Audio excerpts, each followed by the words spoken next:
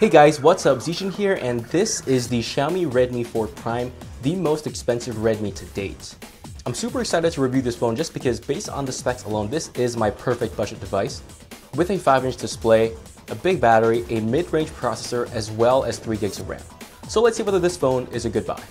The Redmi 4 looks like the Redmi Pro, and it also has really good build quality. It's made of matte metal, the same as many other Xiaomi devices, and it looks and feels great.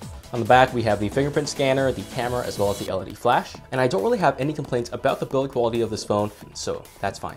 This is the first Redmi device to use a full 1080p display.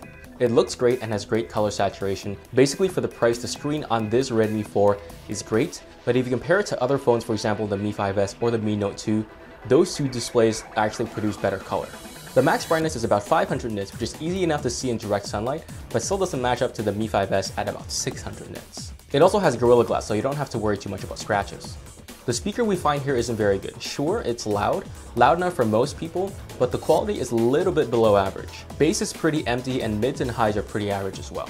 It's about on par with the Redmi 3. In fact, it might be actually a little bit below the Redmi 3, but here's some sample audio for you to listen to make up your own mind. But not to compromise resolution. He's pushed us for the 3D to be more seamless. He's constantly trying to surge the filmmaking experience.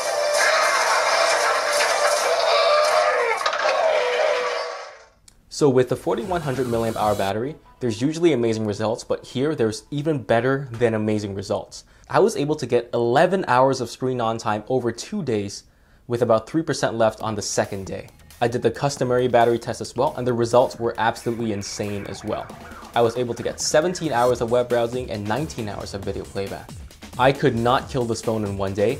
If you are a heavy or ultra heavy user like me, you can easily get 2 days of battery life out of this phone. Light and medium users, you can get at least 3 days, maybe even up to 5 days or a week, depending on how much you use it.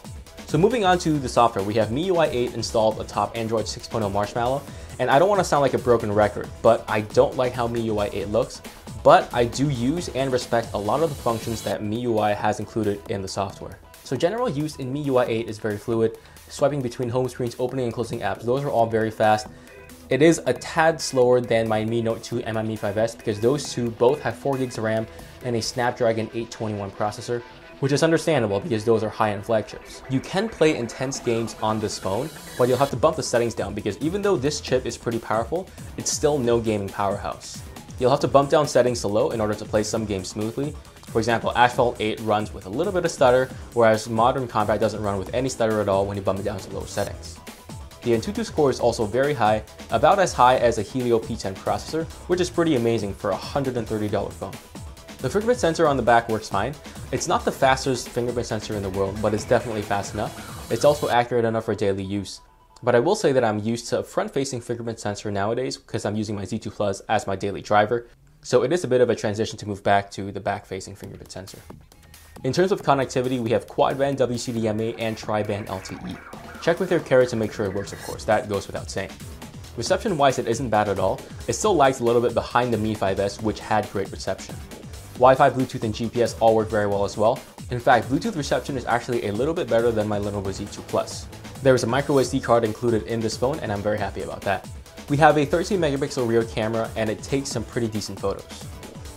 In daylight conditions, colors and contrast are reproduced very nicely, but it still doesn't match up to the Mi 5S. The front-facing camera is also similar. You can take decent selfies, but because it's a 5 megapixel camera, if you zoom in too much, you'll see some grain. The rear camera takes 1080p video. It's actually not too bad, but once you go 4K, you can never go back.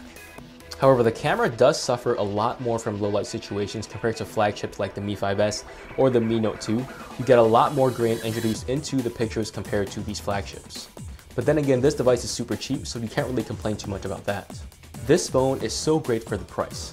Any downsides here are expected for this price range, for example, the camera.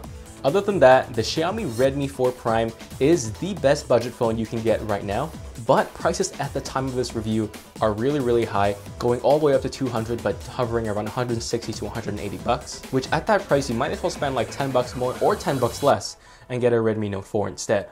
But if you can get the Redmi 4 Prime for about 130 bucks, which is the original price, or a little bit higher, this is a great device for your money. Thank you so much for watching. Leave a like, leave a subscribe, and I'll see you guys in the next one.